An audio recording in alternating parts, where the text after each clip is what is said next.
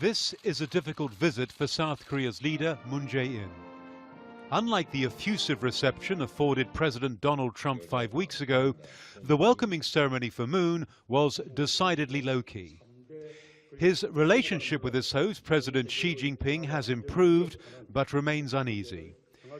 In spite of their differences, the spectre of conflict on the Korean Peninsula has brought these two men together.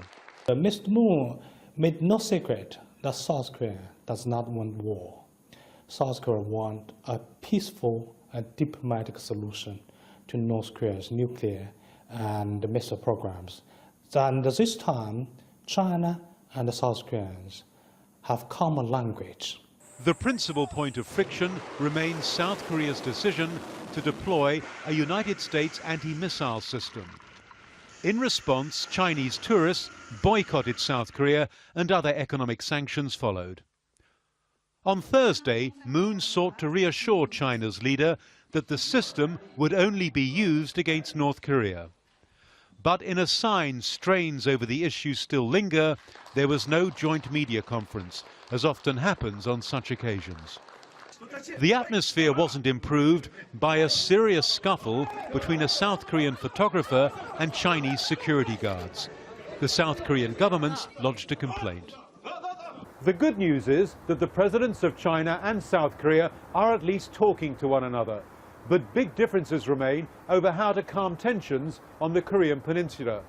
But analysts say of the four leaders most closely involved in this crisis, President Trump and Kim Jong-un, of course, being the others, it is Xi and Moon who are the sane voices. Voices that could prove pivotal if diplomacy is to win. The UN Secretary-General, Antonio Guterres, is also in the region, with a stark warning against the danger of sleepwalking into war.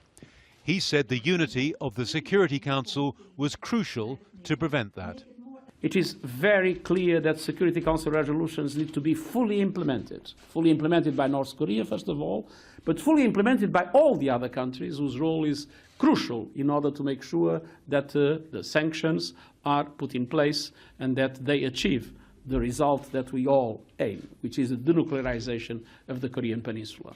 The UN's political chief, Jeffrey Feltman, was in North Korea a week ago. He said officials told him they wanted to avoid war. Now a delegation from Russia's defense ministry is in Pyongyang. Coupled with Mr. Moon's visit to China, this sudden flurry of activity could amount to the start of the last best hope for a diplomatic breakthrough.